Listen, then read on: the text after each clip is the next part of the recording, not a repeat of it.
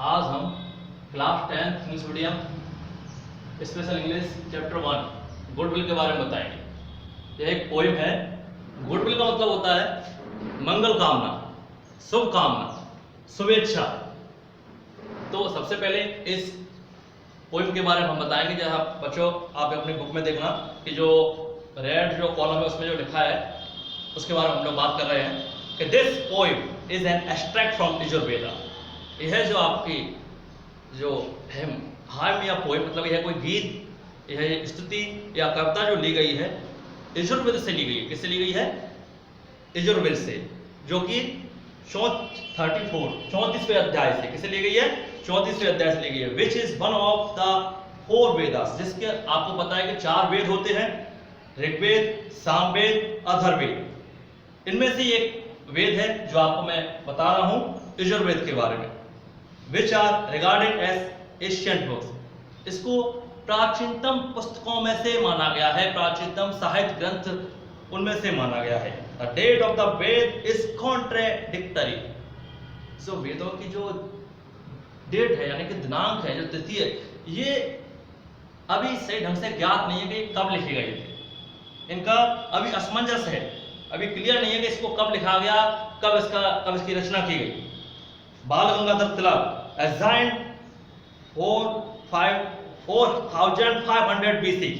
बाल गंगाधर जो तिलक थे उन्होंने इसको ऐसा माना है कि 4500 BC यानी कि BC का मतलब होता है बिफोर क्राइस्ट, ईसा मसीह के जन्म से पहले, ईसा मसीह के जन्म से पहले इसको माना है।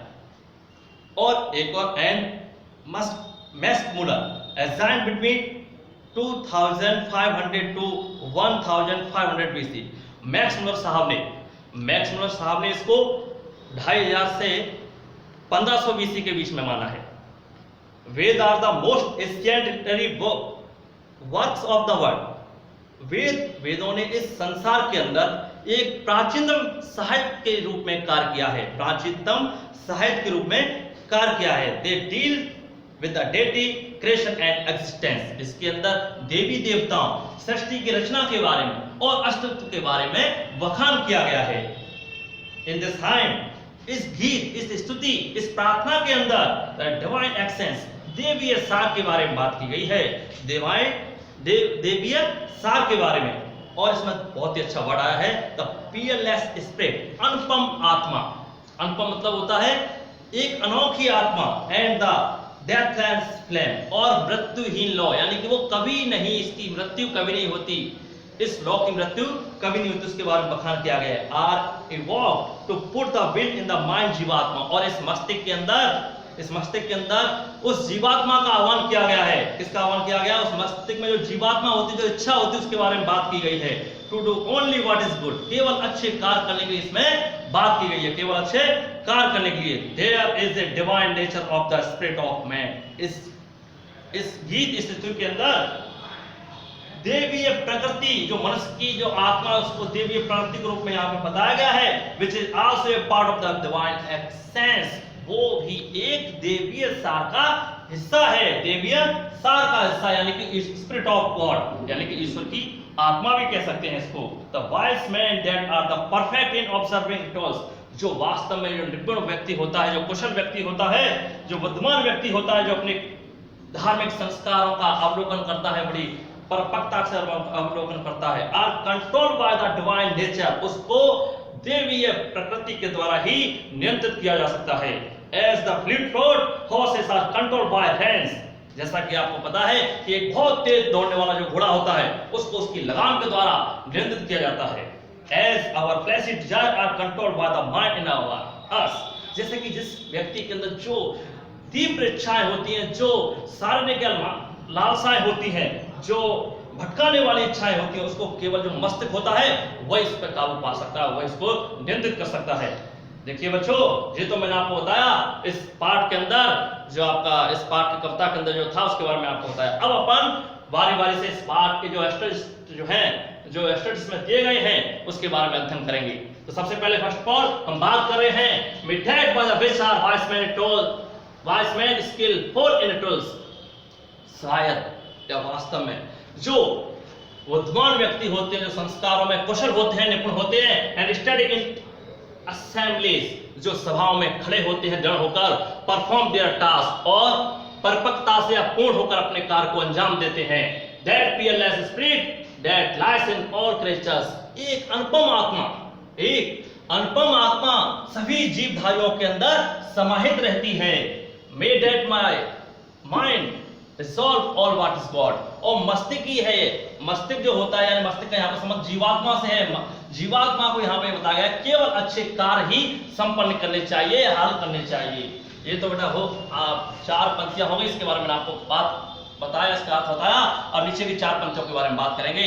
May that which is deep knowledge, intellect, memory, इस वास्तव में जो आपका जो ग्रंथ है, जो आपकी पंक्तियां ली गई उसमें गहरे ज्ञान के बारे में, बुद्धि के बारे में और स्मृति के बारे में बात की गई है।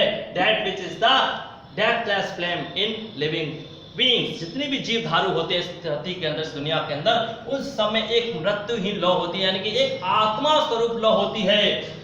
Without which nothing whatever is done, और इस लौ के द्वारा, यानी इस आत्मा के बिना शरीर जो है वो कुछ कर नहीं सकता है। उसके बिना मनुष्य जो भी जीवधारी है वो उसके बिना अपूर्ण है, पूर्ण नहीं है। With that my mind resolve all what is God, ये मस्तिष्क ये दर्शाता है, बताता है कि कौन केवल हमें अच्छे कार्य करने के लिए बात बताता है। With that which guides men like a good charioteer, जिस प्रकार से एक रथ चालक होता है वो हमारा मार्गदर्शन करता है मनुष्य का। That which guides man like, मनुष्य का जो मार्गदर्शन एक रथ चालक के तरह किया जाता है। Who control fleet footed horses with the reins, जैसे कि मैंने अभी आपको पहले ही बताया था, एक तेज दौड़ने वाला जो घोड़ा होता है उसको उसकी लगाम के द्वारा नियंत्रित किया जा सकता है। That which abide in the heart most swift and active, जिसमें उस आत्मा के अंदर, जिस जीवात्मा के अंदर उसके हृदय में हम जो होता है वो हमेशा हृदय उसका कैसा रहता है, स्विफ्ट, तेज रहता है और चुस्त रहता है, सक्रिय रहता है। May that my mind resolve on what is good, और ये मस्तिष्क जो होता है, जो जीवात्मा इस व्यक्ति के अंदर होती है, वही बताती है केवल हमें अच्छे कार्य ही करने चाहिए, बुरे कार्य नहीं करने चाहिए। तो बच्चों ये तो था इस पाठ के अंदर जो मैंने आपको बता दिया। पहले इस पाठ के जो इस पाठ के अंदर था वो बताया, उसके बाद इन पंक्तियों के बारे में बताया। एक चीज मैं बताना चाहूंगा, मैंने आपको बात कही थी कि बाल गंगाधर साहब ने कहा था कि 4500 BC, यानी BC मैंने आपको बताया, BC मतलब होता है ईसा मसीह से पहले का जन्म। जैसे कि मैंने आपको बात करें कि जैसे कि BC ईसा मसीह से पहले का, इसको अपन ने 0 मान लिया, तो यहां पे अपन ने किया 4500 वर्ष, और यहां से ये माइनस में चल रहा है, प्लस में चल रहा है इस टाइम, और ये माइनस में।